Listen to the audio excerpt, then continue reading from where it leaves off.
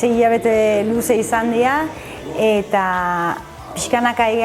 erantzuna jasotzen, hasieran berotzea kosta izan zaigu, baina ja azken 2 aste hauetan herritar askon babesa jaso dugu, dagoeneko 600.000-700 bozka jaso ditugu ere bai aurretik, eta hori ikuste da pixkanaka berotzen nahi dela, eta espero du maiatza 7 igandia bea izatea jendetsua, parte hartze altua izatea, eta jende asko hurbildu da gure gana,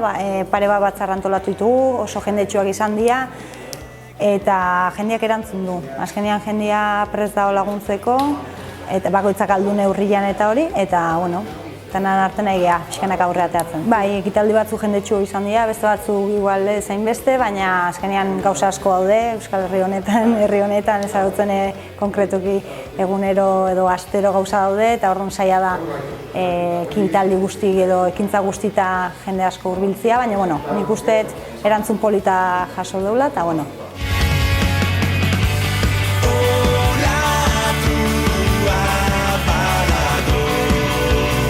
Gaztien aldetik adibidez, da lanketa berezi bat institutuan eta liseuan bertan, behaiekin, bideo batzuk, propagandare behien laguntzakin zabaltzeko, eta nik uste erantzun bat jaso dela. Azken finen maiatza 7 azterketetan daude, eta orduan aurretikan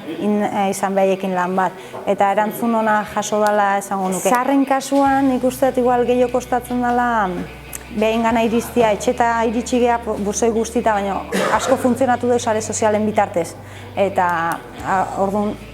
helduen gana edo zaharren gana iriztia gehiago kostatzea. Baina azken finen kalian gaude gaur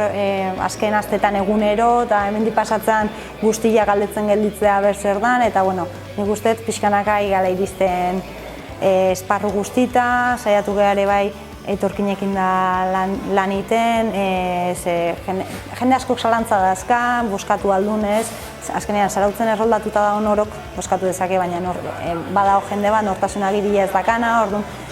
zalantza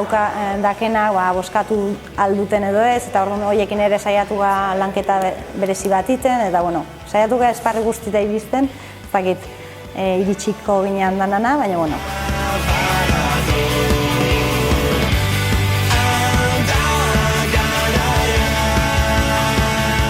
Azken finen,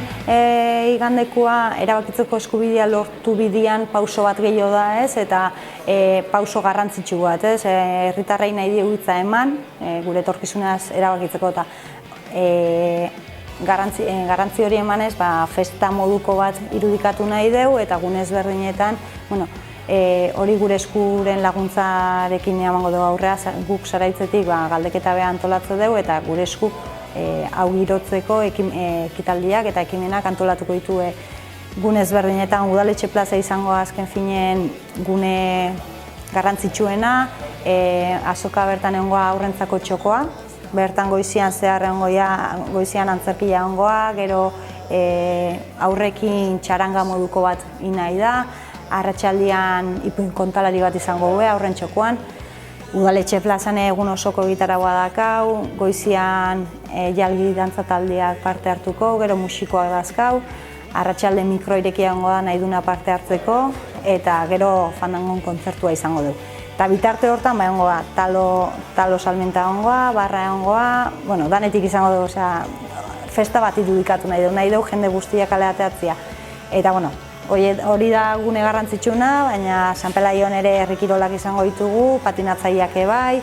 azken portun bertsolariak eta gero arratzaldean agostita barrena. Saiatu geha gune ezberdinetan, gune guztitan zerbait antolatzen, bakoitza nahi duen gunea animatu eta festa bat irudikatzeko herri osoan zehar, nabaritzeko.